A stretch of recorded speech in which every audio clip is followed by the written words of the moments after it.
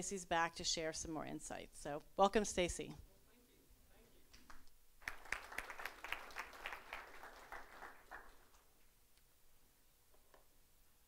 It is such a privilege to get to speak to you guys today. Can everybody hear me okay? All right, excellent. I can get a little soft-spoken.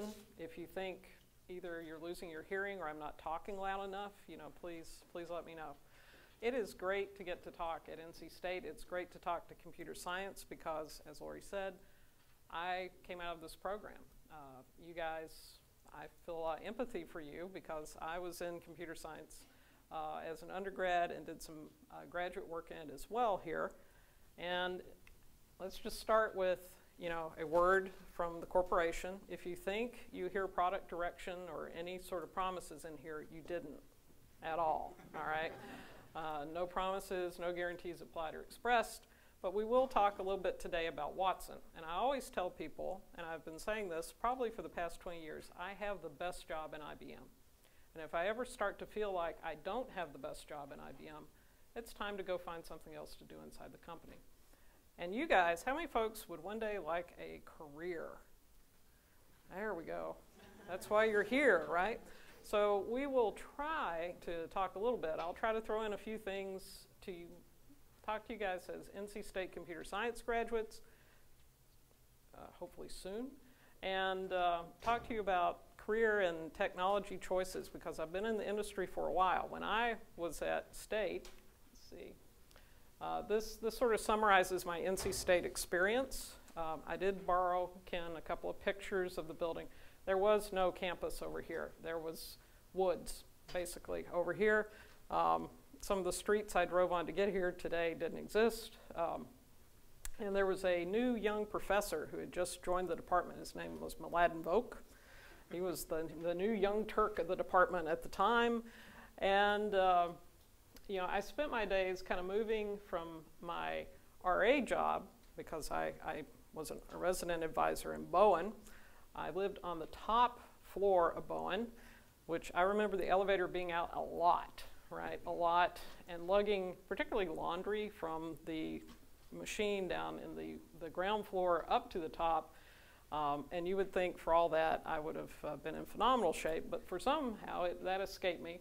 I also learned a lot about locks working as an RA. You'd think I'd be better at security, but I spent most of my time getting people who'd locked themselves out back into their rooms. And then I would go off to Daniels, which is where computer science predominantly was at that time, and we would go through a full day of lectures, and then I would go off to Laser Hall. I spent more time in Laser than any other place on campus because at that time you couldn't take the computer home with you, right?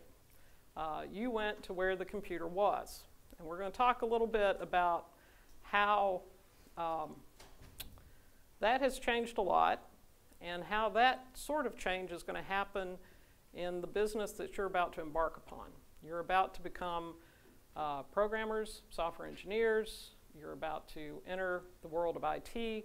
And I think because of the work that we have done with Watson and some other work that's going on in the industry right now, that is going to be a very different space than it is from where you're sitting today. Just like my forays to Laser, I almost brought, I dug up one of my old floppy drives. You used to have to print off your homework on with the dot matrix printer and include it with a floppy drive, big paper clip, and turn that in for your homework, and you'd have to stand there hoping you would pick the printer that was actually going to work. And since you were sharing servers, the people who had the pointer homework, right, people who had to do references and pointers, they would crash that thing every single time. So first thing you did when you sat down, you said, does the printer work, and what homework are you working on? And if you got wrong answers to any of that, you had to get up and move if you could. I also co-op for IBM while I was in school, and if you get an opportunity to intern, one of the interns who's working with us in Watson, Holly Christensen, is down here at the front. I would strongly recommend it. It helps you understand more about the job that you're going to be doing day by day when you get out in the industry, and also it's a good opportunity to see the company itself. What I really loved about IBM, and I still love about IBM, is we're very career focused.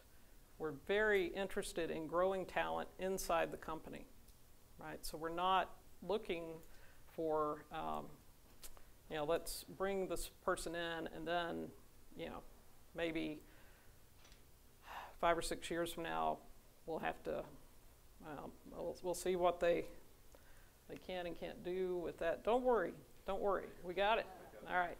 This will encourage me not to spend too much time on one chart, but we spent a lot of time in career development for our employees, and that was evident from my co-op experience, right? People cared about what you're working on, they cared about whether you were happy about what you were working on, and they cared about your skills and improving and growing those. So I learned a lot as a co-op student as well. IBM Rtp, how many folks have been out to IBM Rtp? A lot of you guys. You should definitely look for opportunities to do that. We do host a lot of student events. We have mentoring programs that we do with NC State. It's the largest site in North America, right? So it is a good representation of what IBM's all about.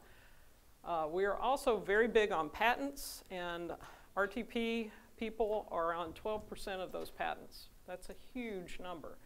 We have, I've been to events where they've had a couple of folks stand up and they go, these 4 people standing here have as many patents as, and they name some companies, right?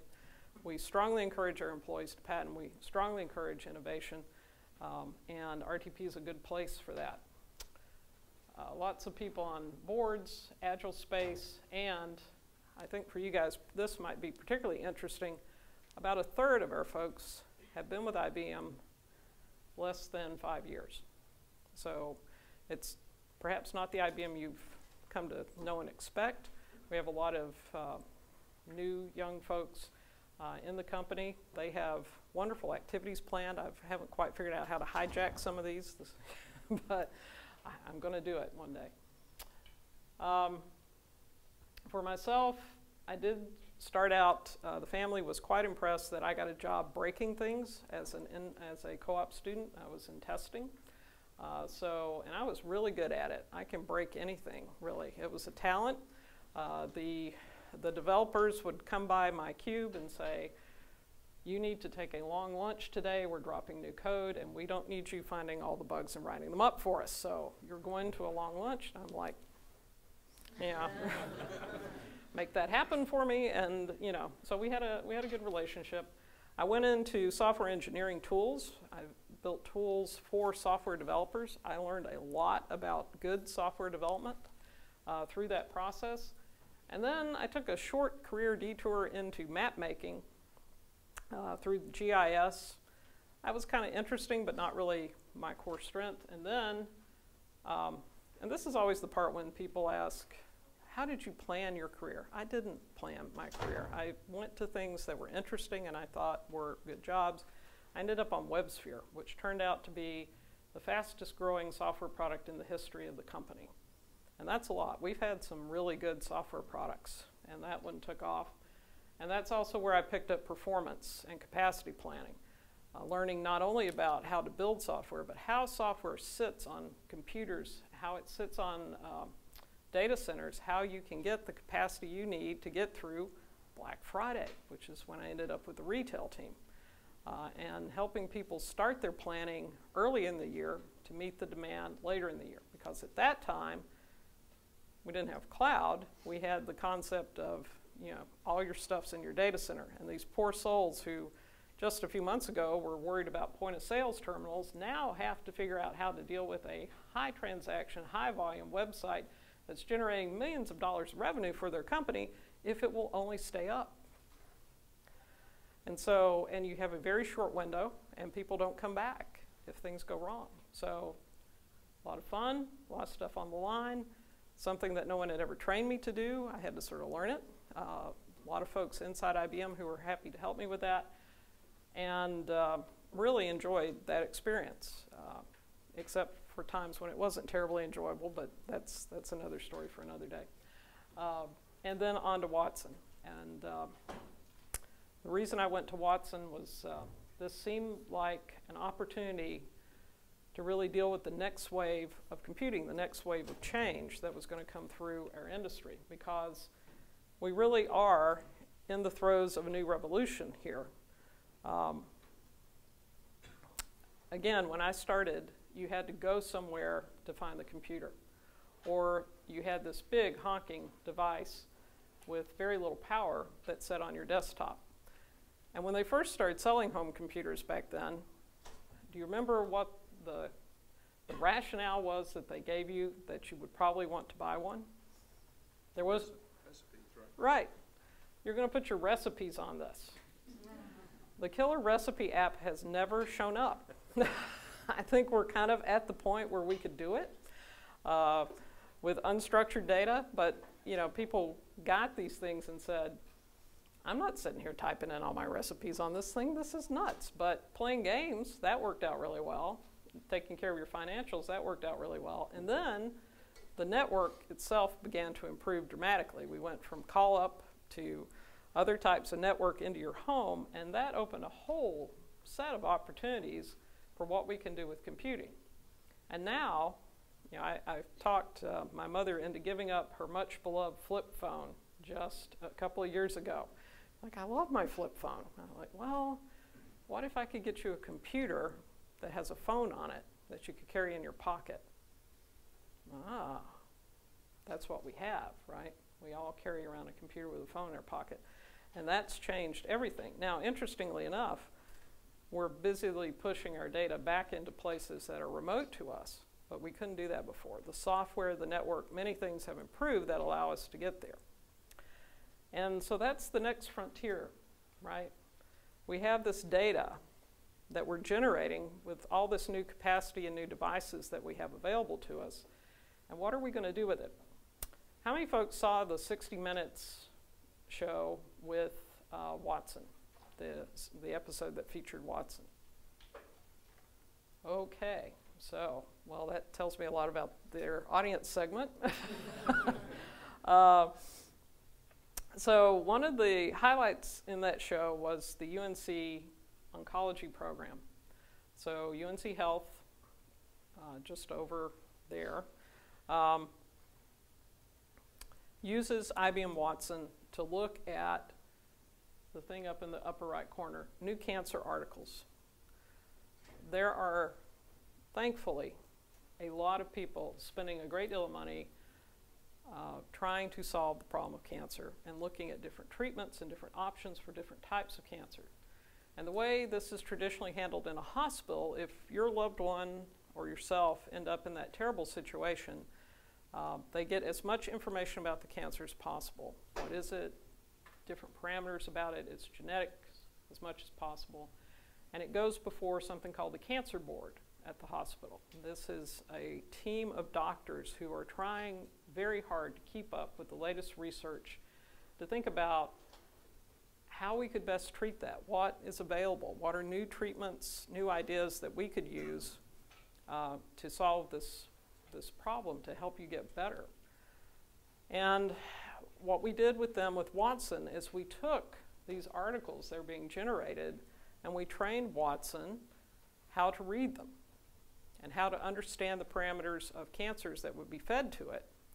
And what we found is that Watson agreed with a vast majority of their recommendations, them being the cancer board, but it also found things that they didn't know about in a significant number of cases, right? There were additional studies, additional treatments that could be brought to bear.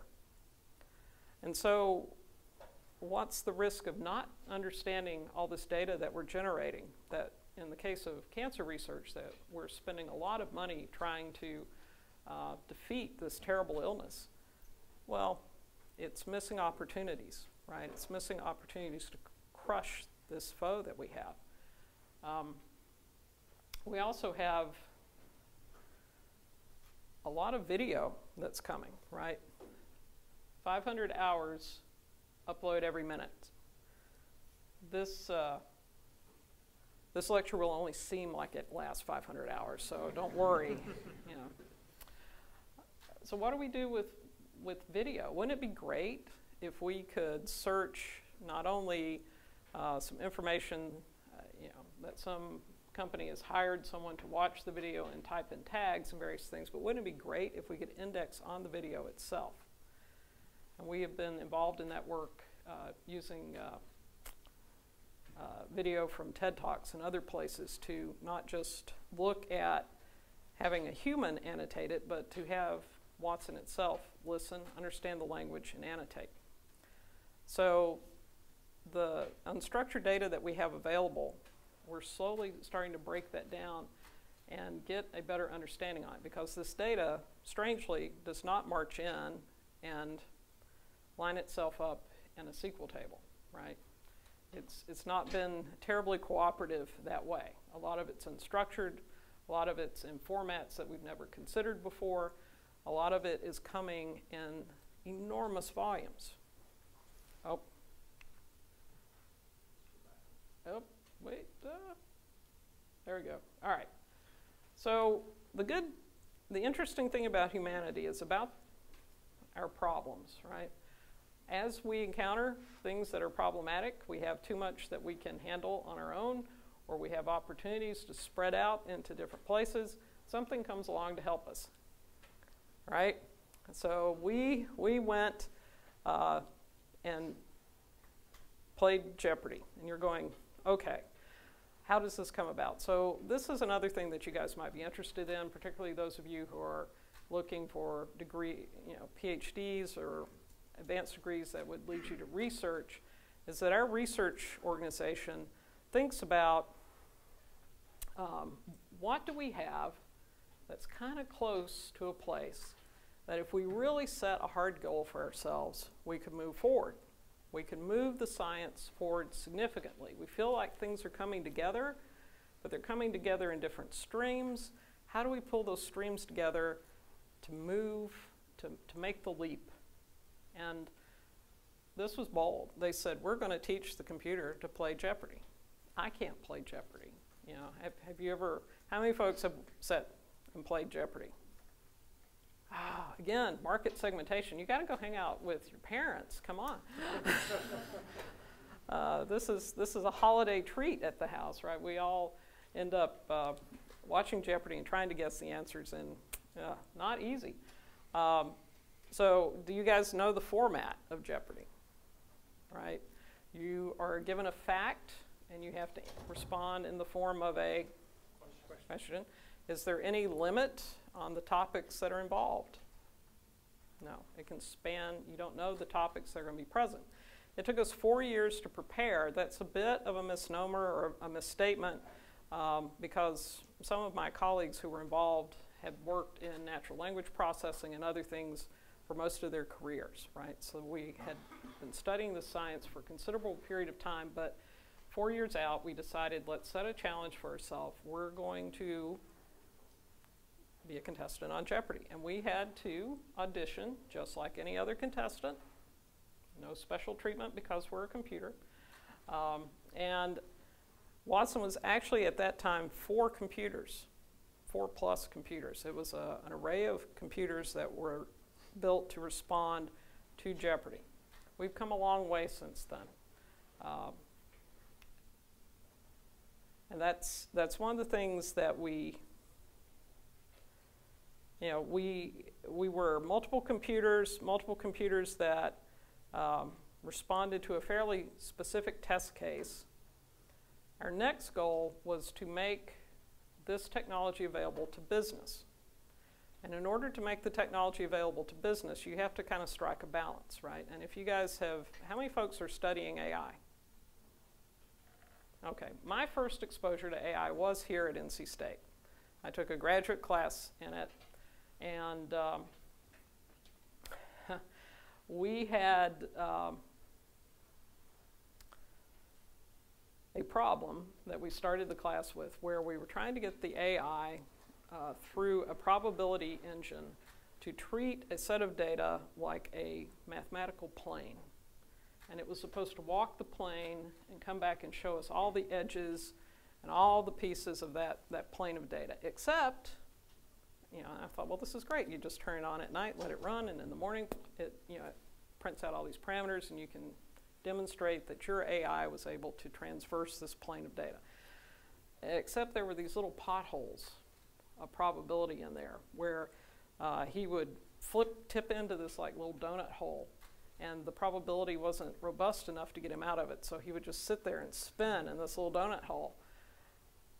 I never got him to traverse the plane of data. Mine was either in the little pothole, or the computer I was running it on was like, you've got to be kidding me. This is this program is huge, you know. It's like swapping in and out trying to compute the first value. So you do find, and you still see it today in the space, these very specialized applications. And when I joined Watson, I had nightmares for, you know, the first few days before I actually joined the team of, oh, geez, you know, I'm a consultant, by the way, if I didn't tell you that. And so my job is to actually take the Watson product line, service line, into clients and help them be successful with it. So I'm not developing the product, I'm taking the product to clients and solving their problem with it. And I had nightmares about, you know, and then we hit the donut hole, and oh, what am I going to do then? Well, you know, that's a very specific, that type of technology would be very specific. That's not what we were after. And you will see, you know, you'll see these interviews with folks who are doing AI, and they've got a bundle of cables, and they'll slap a latex face over the top of it, and it will talk to you and whatnot. That's really not what we're after. The other extreme is folks who have such generic cases. They have large public data sets. There's no personalization or differentiation to it. You can sort of get your AI out of it. Maybe someone, unlike Henry Ford, they will spray paint it a different color for you, and you know, it's your AI, but it's too general. You know, the business clients that I work with want AI that works against their data, right? Works against their data, their business problem. And so how do we go from something where, you know, and my professor would helpfully, you know, got the professors down here, my professor would helpfully say, oh, when it falls in the donut hole, just nudge the probability model a little bit. What does that even mean? You know, how do you nudge it? Well, you just tweak the parameter. It'll be fine. Don't worry. You know. But that's not what we want to do with business and AI, right? IBM did this with PCs as well. We said the recipe thing is kind of interesting, but wouldn't it be great if we could develop a computer that you could put on somebody's desk that they could use for business, right? We're dead again? I can tell people are smiling at me. That usually means your chart died. So that's what we're trying to develop. We're trying to develop AI that can be used by businesses and individuals in a reasonable way. And so what does that mean that we're going to have to develop to do that? Well, first of all, we're going to have to learn from smaller data sets, right? Our clients, these businesses, want us to learn about their data. And we'll talk about why that's important, why that distinction matters. They also want to own their insights. So if they give us data, you know, there may be some pieces of it that they would be fine sharing, but this is their data, this is their business. What you know differentiates you from your competition, and so they want to hang on to that data versus, you know, necessarily having it kind of flow into a greater consciousness. And they also want AI to be a helper. So instead of the AI application, they want AI to be part of everything, right? Can you help me help my employees do their job better? Can you help me help my employees understand the data and information that they have better, right? That's where we're trying to take cognitive technology, AI technology, into the mainstream. And so it's a combination of unstructured and structured data. When I first started with Watson back in 2014, people would call and say, I've got this database table, I'm going to rip everything out of it and put in unstructured data. And I'm like, wow, don't do that. You know, heck, you got it in the table, you can query it, don't throw it away. So it's dealing with combinations of places where you have structured data sets and also unstructured. So unstructured is maybe I have a whole bunch of manuals, I maybe have a whole bunch of trouble tickets, maybe I have photos of various things, and I want to combine these data sets in some meaningful way to help me provide information for these use cases.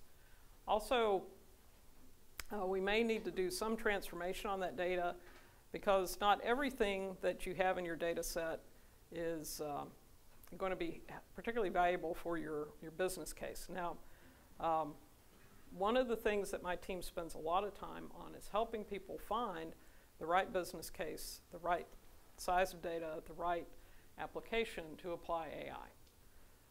And we'll talk a little bit about what those parameters look like. And then providing insight into what we find, right? So that's the analytical pieces of it. And we need tools at each of these steps to help us move forward. All right, now you can tell when we have departed from some really nice charts that we use and onto the charts that the fellow developed herself, right? This has that home cooking look to it, does it not? All right. So actually, I can't take complete credit or fault for this one.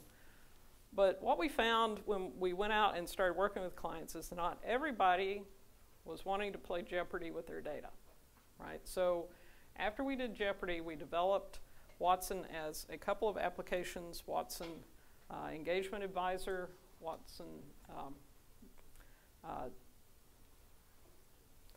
WDA, the Discovery Advisor. And we had these two products that did various things, but it was basically we need to understand your questions, and we're going to apply those questions to a large swath of data that you have to go discover what is the answer in that data. And you're going to train us, and the training would be kind of on two levels. We need to understand your questions, and we need to understand your data. What we found as we went out and did a lot of work with clients is a lot of them did not need the part about understanding their data. They may say, I have a fairly small set of answers that I want to apply to a lot of different questions. So for example, if I'm setting up an application for a hotel and they want the AI to answer, where's the pool? The pool's really only one place. I don't need to fly over every brochure, every maintenance ticket, everything that they might have as a piece of data. There is an answer.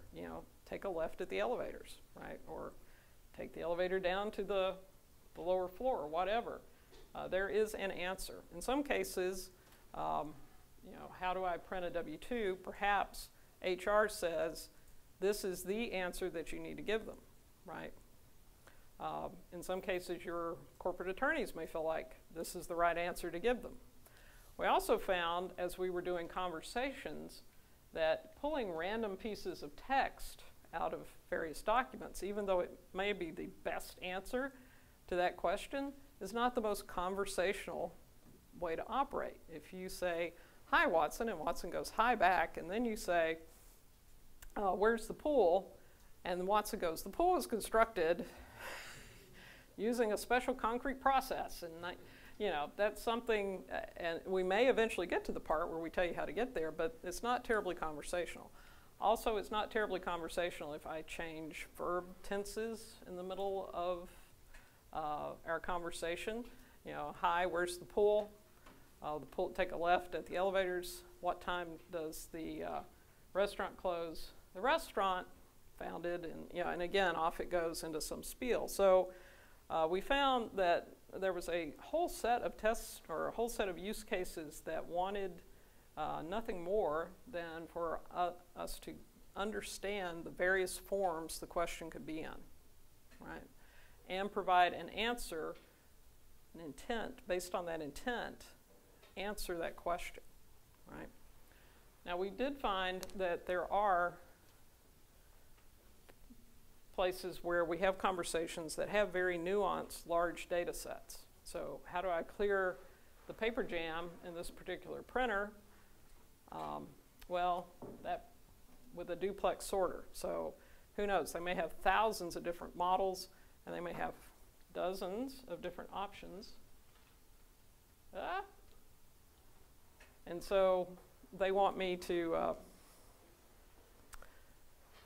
go into that data and find a document or find an answer that may answer a very specific question, right? So that's a totally different training perspective. I need to train on the types of questions I'm going to get and how to apply them to that data set. Likewise, you know, what permits do I need for, let's see, wetlands with commercial zoning? That can take you through a lot of legal documents to figure that one out, right? So not everybody wants the full set. Not everybody wants to understand how the questions apply to the total data set. Likewise, we found how clients ask questions can be kind of interesting too. So one of the things that everybody always asks is, well, can't you come up with a universal chatbot or universal AI experience or universal search capability for, you name the industry, retail or insurance or financial services, right? And I bet at Fidelity they have some financial service products that you guys use shorthand to talk about them, even though the products may have analogs in other industries, right? So for example, if I am at an insurance company talking about umbrella coverage, maybe that particular insurance agent or that particular insurance company calls it big insurance company full coverage. And so BIC FC, and they just call it the FC, right? So they have shorthand for it. So if I train my data set on the phrase umbrella coverage, the AI may say, you know, then I have to go in and I have to untrain it and retrain it for your specific language, right? So the example here is if I'm in retail and I have a client who has a shirt that they sell, and they sell it in these colors and these sizes. A customer coming in will ask a question about this item very differently than perhaps other people inside the company. So can I back order item 1234113 in size large, color blue, comma, please? Customers are so polite, you know. Could I please have this shirt? Would you please back order it for me? Now, when you get into the call center, they may talk about this item completely differently, right? This may be their biggest seller. So they don't call it 1234113. They just call it 113. Do you have a 113 over there? I need one. Or for a 113, and by the way, when we get into call centers, they are very tightly managed and very tightly timed, right? There is high efficiency in how a call center operates. And so the agents may communicate with each other and they have a shorthand that they use. Can I get a 113BO back order in BL, blue, in a large? She did throw in the question mark. You know. And her friend goes, no, in 113, yellow, green, medium only for back order, right? And that's how they communicate all day long. If you're training them thinking they're customers, when you're actually training an AI to help the call center, you will have a bad experience, right? So when Watson first came out, we had a few clients who said, we said, well, it'd be really great if we had some of the questions that the end user is going to use to train the system. And they said, no problemo. Our salespeople know exactly what the customer asked.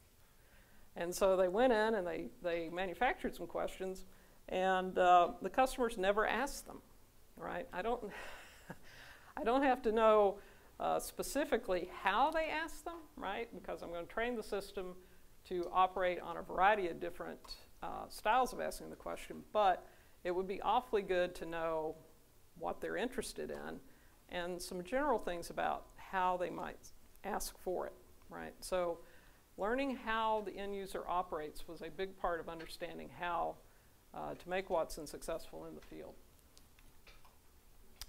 And so we said, well, maybe what we ought to do, instead of having two products and two products that deal with these larger data sets and conversation as one thing, maybe we ought to think about this as services, right? And so deconstructing Watson, which is where we are today. So we went from 4 years Jeopardy, right, to a multi-tenant product that did both conversation and large data, and now we're in the cloud as a service.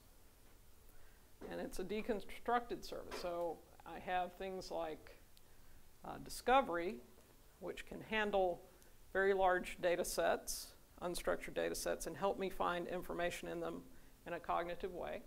I have conversation service that can operate to tell me what is the intent of your question, and then I can either invoke an answer that you've mapped to that intent, or I can go into a larger unstructured data set and find it, right? We also added some additional services that we thought people would be interested in. When I started in 2014, Watson only spoke English. He now speaks a lot of different things. And when I say he, how many people think Watson is a big hive mind that lives somewhere, possibly in New York? No. Okay, good, good. How many people have dealt with Watson before? How many people have used our services? What? What? Okay.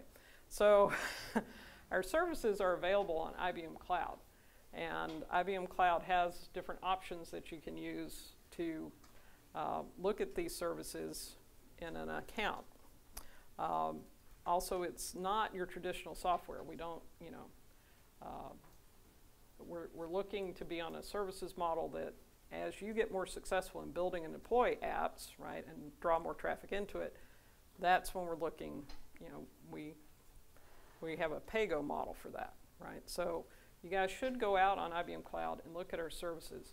We have, you know, we have a student who was getting really good at appealing parking tickets. He was quite talented at it, and he thought, all his friends started asking him about it. He said, I wonder if I could write an app with this. And so he used our services and built an app that guided you through the decision tree and took your answers, understood them, and built your appeal form, basically filled it in for you, and then went out to a mapping service and pulled in a picture of the parking spot where you were wrongly ticketed. Packaged the whole thing up, sent it off to the municipal government. I think they've done like, I'm going to say 230,000 of these at this point, right? You guys are computer science students. What could you do?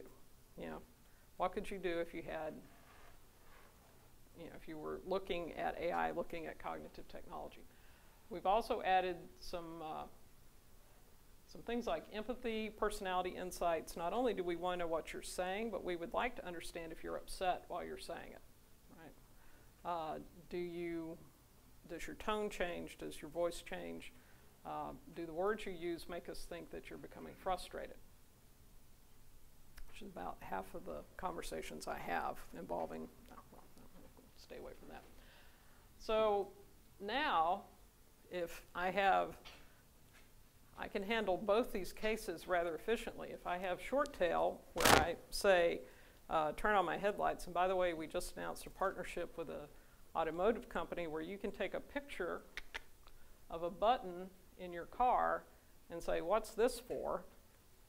And we will recognize the button from the visual photo and tell you, right? Now, the button can only do so many things, you know. I've yet to find the one that says, launch me into this parking spot. I barely have any room on either side.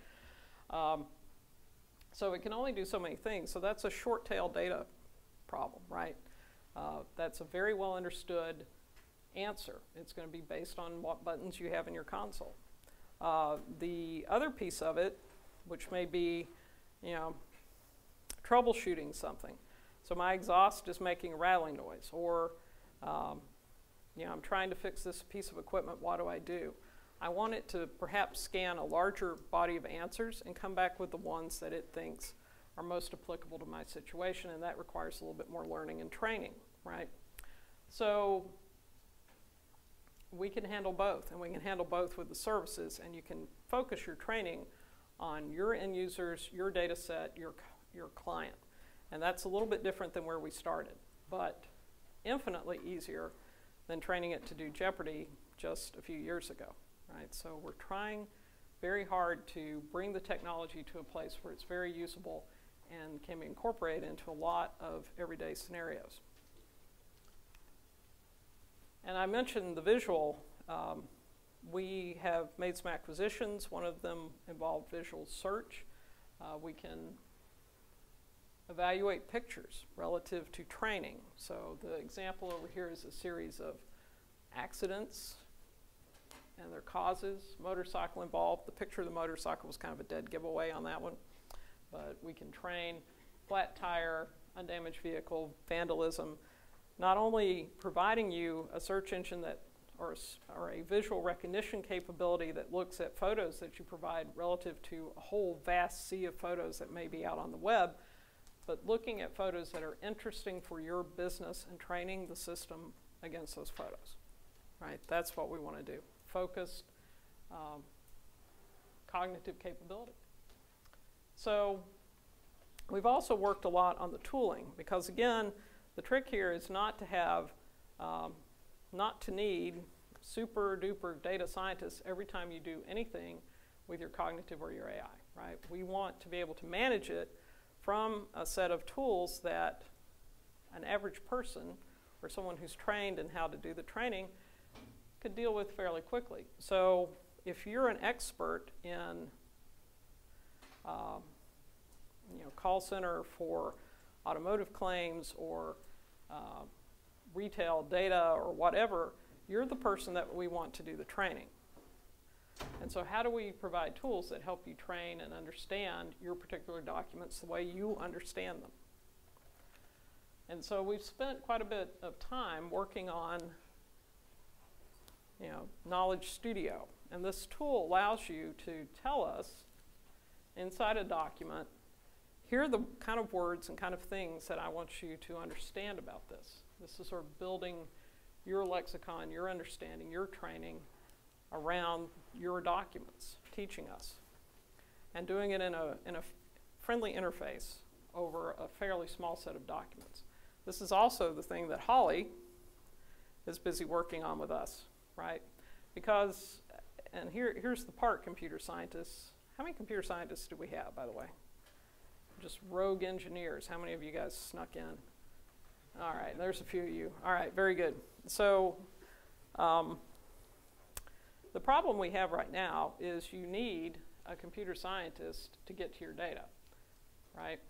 If you go to companies that are like ours, or if you go to places that use a lot of information technology, I won't call out anybody specifically because I don't know your specific situation, but almost every place on earth, all the people down in the IT department have this huge backlog of things that the business would love to have them do, right? Gee, we'd love to have a program that lets us pull this data and use it here, right? You guys are kind of the gatekeepers and the guardians of the data. You gotta, and not intentionally, you just don't have enough time. There aren't enough of us to sit down and write all the programs that people want to get at their data. What would be super handy is if we could let the people get at the data on their terms, right? Which is what this is headed for. We want people to be able to pick up these tools and say, here's the data that I have. Here, computer, is how I want you to think about my data. Here's how I want to train it. And I want you to respond to my questions about it, my information, right? And so that sort of takes the computer scientists out of the middle. That's the revolutionary part of this, that we can take the middleman out between the end user and the data set that they're after and help them teach us how they want to view it. If the tooling gets good enough, right? If the tooling gets good enough. And that's a long way from my little AI traversing that plane of data and falling into donut holes every day. That is access to a lot of power across the board.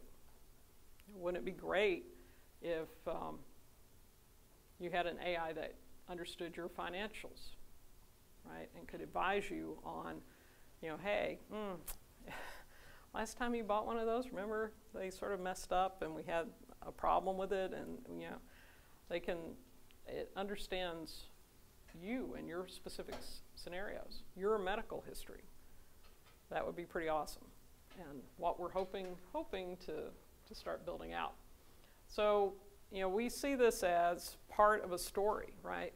We have higher level applications here, like what's in oncology, which is the part that is built on some of these services and these capabilities to deliver a higher level function.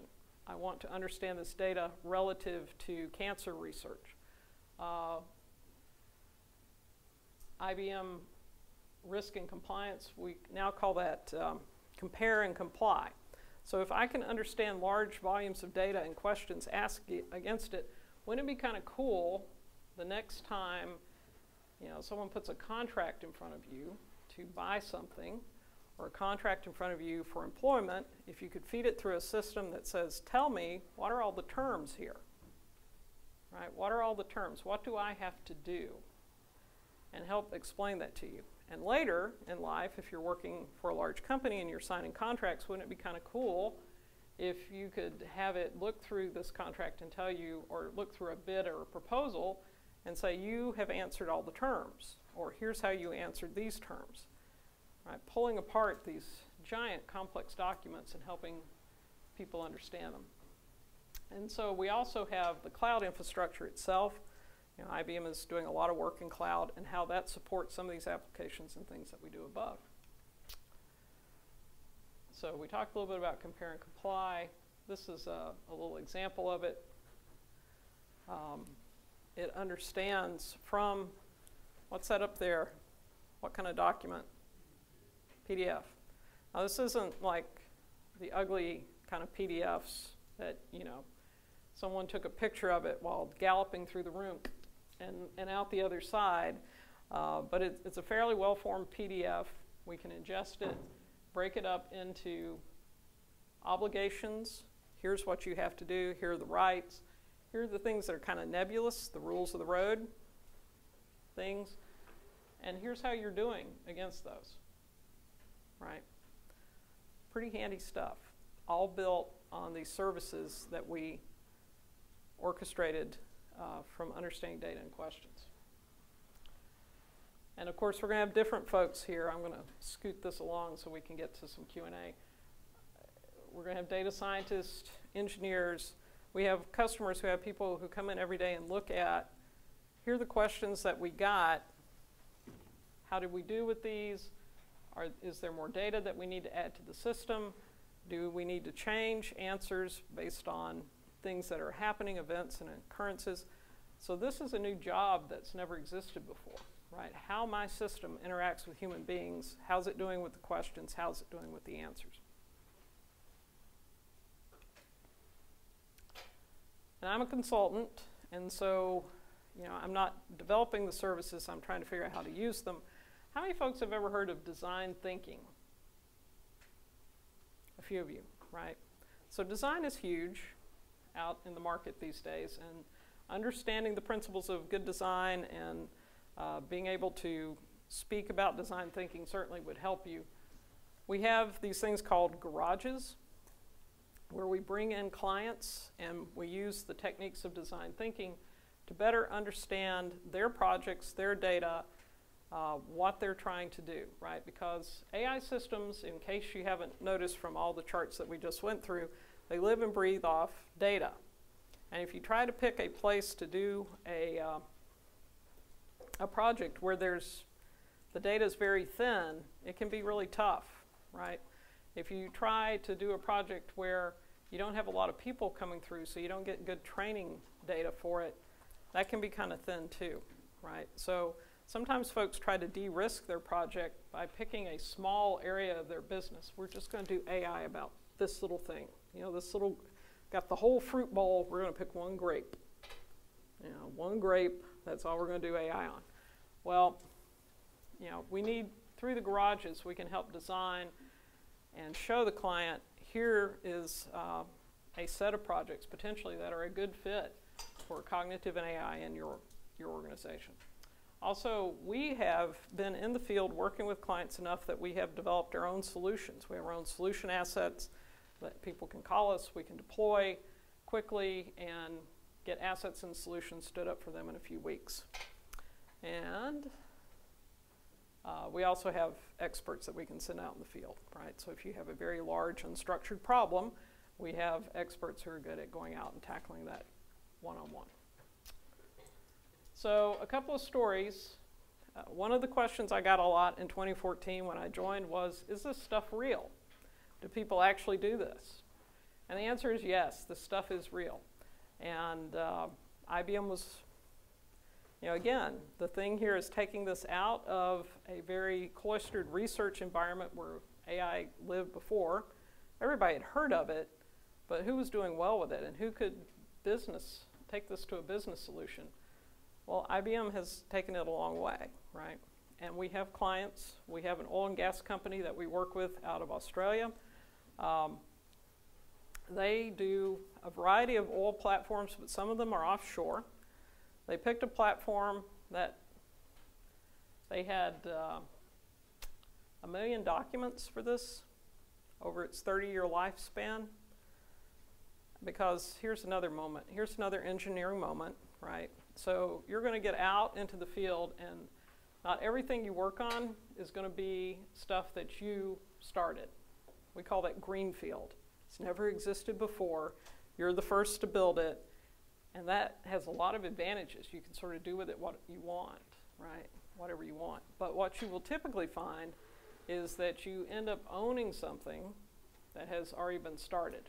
And that's a little bit harder and not as much fun, right? Because it's working, but, you know, gosh, if I could only go back and change this, there, or the other. Things also work as systems. So a large oil platform is a system. Every valve is important. Every pipe, everything in there has a purpose. And if we see one thing having a problem, if you're very experienced at that thing, you may know, when that thing goes south, when that particular valve is under stress, it could mean that this thing over here failed. But this thing doesn't necessarily show up first. It's usually this, because it's the weaker piece, right? And so the experienced engineer will go swap out both pieces. The new engineer will keep replacing this one and not understand why it keeps failing all the time, right? And then this blows eventually, and it might be a much bigger problem. Okay, so we got the 1 million documents. We got the data from 80,000 sensors. We also got 30 years of engineer experience to train us on what these documents mean, right? So when I have a trouble ticket on this, you should also go look at that. You should pull them back the information about this particular set of valves too when you get a question about this one, right? Some of their employees delayed their retirement in order to train Watson. They felt it was that important. And that's extremely valuable, right? Large computer systems behave the same way. These things I did for Black Friday, I could walk up to the dashboard of the monitors for it and say, you know, the file system looks a little hot here. What's happening with this component? Because I knew from working in this particular piece of software or working for this client that when I saw that disk get hot, it could mean 3 or 4 things because I had experience. New people coming onto the project would not know that, right? And also a bank. This is we have a client in South America. They have 60 or so financial products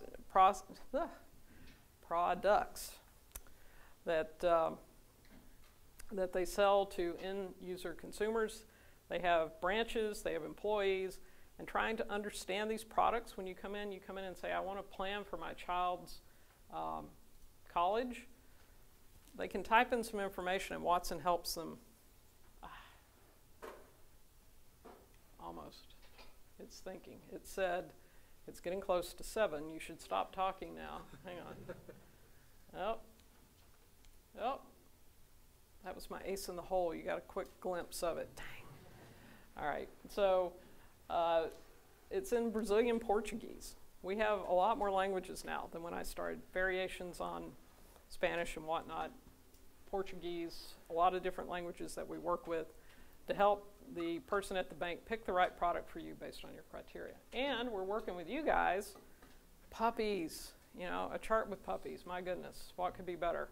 To evaluate guide dogs using Watson technology. It turns out puppies aren't really good about sharing their emotions.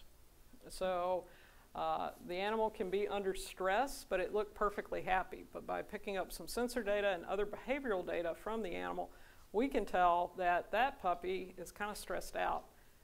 The dropout rate for animals in these programs is quite high. If you can pick the animals early on that are going to succeed, it certainly saves a lot of money. And think of how de-stressed the puppy is. Whew, I can just go be a family pet. I'm so relieved. This was so stressful. But seriously, it's a huge help and a huge financial pickup for the folks who do this really great work. And so what's next? Well, you look at this. I looked at this picture and I thought every person here in this picture, every dot of light, there's probably somebody there with a smartphone or a smart device, right? They have computer access. If you had told us when I was going to NC State that that was going to happen, I would have said, not this quickly, right? This is science fiction. And I have to tell you, working with Watson every day seems like a science fiction episode come true, right? I wake up in the morning, I'm like, I wonder what it can do today, because I went to bed and I get up and it's way smarter than it was the night before. You know, we've learned languages, we can do images, we have applications, we're tackling hard problems, we are dealing with files that 2 years ago I would have said, I'll tell the client, no way, we can't do those kinds of files. Now we can, right? Everything that we've said, you know, that's a blocker to us out in the field. The development team has said, thank you very much, we'll be right back, and they come back with that fix. So the progress, the speed in this space is extraordinary. And I'm really jealous of you guys. I say this everywhere I go in regards to recruiting and things like that, but you know, we got to see the PCs up to the smartphones. We got to bring everybody off of having to call people who had access to terminals, and now you just have direct access, right? You just do it from your phone. And so making the world web-enabled, making the world, bringing democracy to access to your data as it currently exists, that was my generation's gift to you. But now, you've got some really cool stuff that you're going to get to do that's way cooler than what I could do, right? You've got this data, you've got this amazing infrastructure, you've got a lot of computing power in everybody's hands. What can you do with it? Where are you going to take us with it? It's going to be extraordinary, and I'm really jealous because that seems sort of like old news now compared to where you're going, right? What you can do in partnership with cognitive and AI, because the computer doesn't need to know computer science languages anymore, programming languages. It can speak your language, your human language. That barrier's gone. And so now what do you do with a computer that powerful? You know, we have some sci-fi scenarios in that space, but I think the actual scenarios that we found and how it can help humanity are extraordinary. Think about people who with poor rates of literacy. You can just speak into a phone now and access a computer that has access to extraordinary data and capability. You don't even have to know how to type. Use a keyboard, use anything. You can speak to it. That's extraordinary. So I look forward to what you're going to do. I look forward to being part of the beginning of that. But you have entered into this world at a very interesting time, and I hope you appreciate that and hope you're thinking about how revolutionary this stuff is and what you could do with it. So I have run over. Holly will tell you it's easier to get me to start talking than to shut up. But can we do a couple of questions, do you think? No, he's giving me the look, no.